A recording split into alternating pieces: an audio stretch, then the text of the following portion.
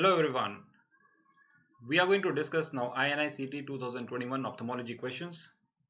I am Dr. Saurabh and let's see what are the questions which came in the ophthalmology exam in INI-CET. There were 7 questions which were directly from ophthalmology and there were 2 questions that were integrated, one with anatomy and one with medicine.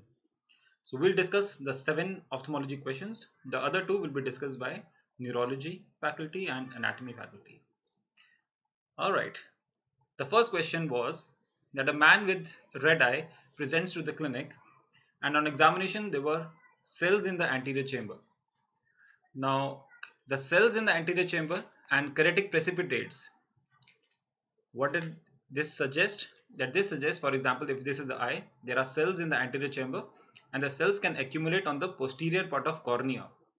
It means that the person is undergoing uveitis, that the condition they are talking about is uveitis, and that can also lead to increase in the intraocular pressure because the cells can block the trabecular meshwork and can cause increased trabecular meshwork blockage, can cause increased intraocular pressure. The question was which drug is not to be given.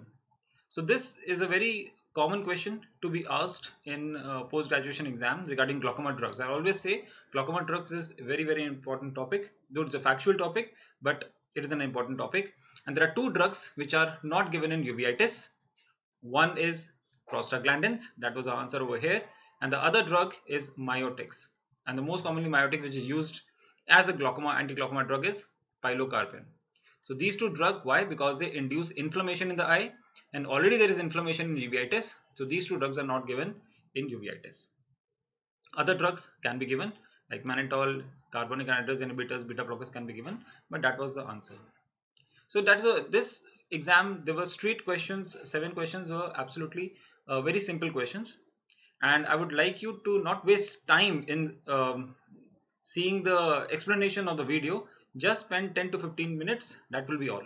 That's my purpose also, not to waste much of your time. You also should just spend 10-15 minutes on the explanation because it was straightforward questions, and this has been explained in the class as well, that prostaglandin analogs have a lot of side effects, and one important side effect is of course they increase inflammation in the orbit and there is contraindicated in uveitis.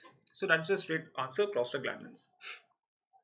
Second, now there's a child coming with acute painful proptosis with small cells on histopathology and which turned to be in immunohistochemistry desmin positive. Now desmin positive acute painful proptosis in a child, there's very peculiar clinical features which is suggesting acute painful proptosis, and the most common primary malignant tumor which is causing this is nothing but rhabdomyosarcoma, which is a tumor of the connective tissue but has a capacity to differentiate towards the muscle. Okay, rhabdo means skeletal muscle, but it is not a skeletal muscle tumor, it is a connective tissue tumor which is capacity to differentiate towards a muscle. That's why it's a rhabdomyosarcoma. Mostly it is seen in boys. Within 7 years as the onset, patient presents with acute progressive unilateral painful proptosis, and also it has been described in the class as well. See, the most common malignant intraocular tumor, intraorbital tumor of the orbit is rhabdomyosarcoma. See the key points: acute painful proptosis, desmin positive, treatment by chemo radio. So answer is definitely rhabdomyosarcoma. If desmin positive small cell tumors in a child, painful proptosis, nothing else can be the answer. Very simple question. The most classical route of spread of retinoblastoma, but they try to deviate you by giving the option of direct invasion as well. Now of course optic nerve invasion is the most common. Optic nerve is the most common mode of spread. Also told in classes, it can spread via optic nerve to the CNS, it can spread via sclera into the orbit, it can spread via blood vessels into the metastasis, and the most common spread is of course optic nerve. That was the answer, but they try to deviate you by giving this option of direct invasion. Now that is of course correct.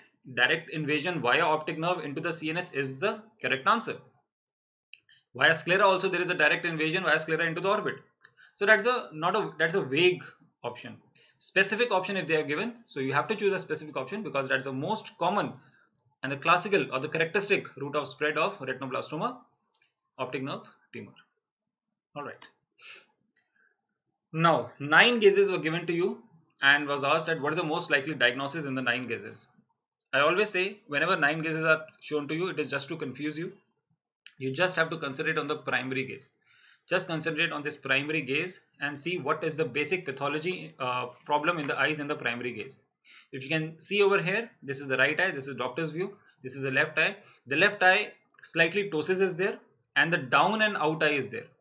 Down and out eye with ptosis is classically telling about that the patient is having third nerve palsy of that side.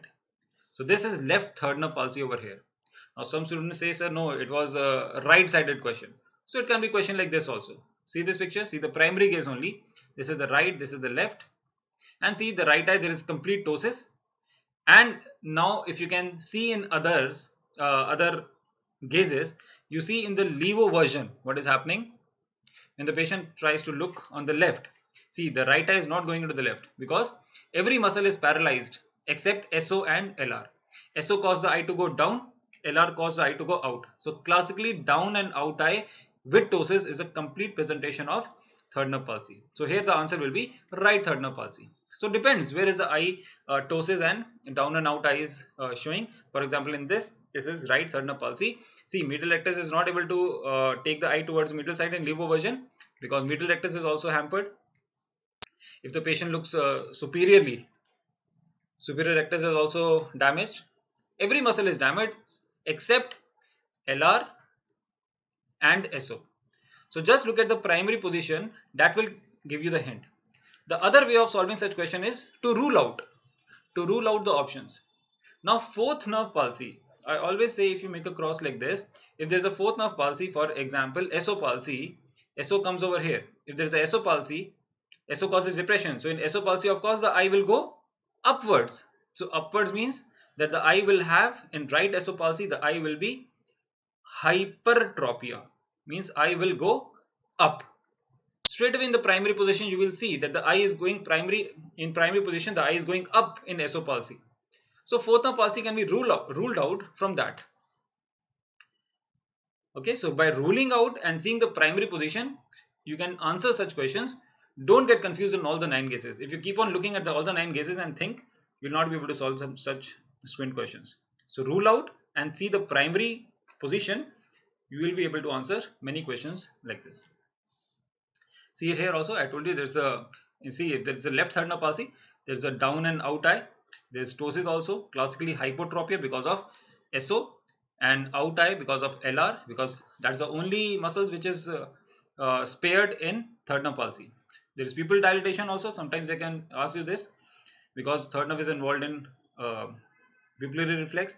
Third nerve is involved in accommodation, loss of accommodation, and also it is involved in pupillary reactions. So same side direct reflex, and if you throw the light in the opposite side, consensual reflex will also be absent in that eye.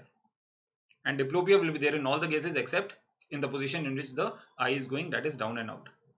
I hope you know that people sparing third nerve palsy seen in diabetes and hypertension, but that was not the question over here. Here the question was depending down and out eye with ptosis has to be that sided third nerve palsy. Okay, that's a repeat question from previous AIMS. Again, a controversy between non-Hodgkin's lymphoma and pleomorphic adenoma. No, but you should go with pleomorphic adenoma. Has been told to in class as well that overall the most common cause of lacrimal gland tumor is pleomorphic adenoma. If it is asked most common non-epithelial tumor, then it is non-Hodgkin's lymphoma B cell type.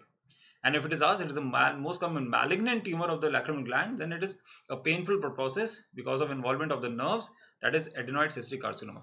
But here the clear-cut answer and a straight answer was there, that is pleomorphic adenoma. Right, again a simple question. Trachoma, which is not a component of SAFE strategy. So S is surgery for trichiasis, and sometimes they can ask about entropion also, but surgery for trichiasis, that is given. A is antibiotic, that is oral azithromycin 20 mg per kg single dose. Topical tetracycline can also be given, but oral azithromycin is a drug of choice. Facial cleaning is there, but evaluation of program is not there. What is there in E? Environmental modifications, Swachh Bharat. So E was not a component of SAFE strategy in trachoma. That was also a straightaway question.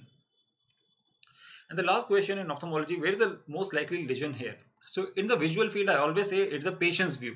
So they must not have mentioned you in the exam. So this is right eye, this is left visual field, right visual field, left visual field.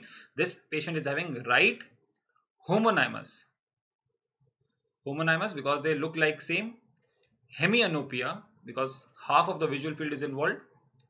But now see carefully what is happening. The central part, the macular part is spared.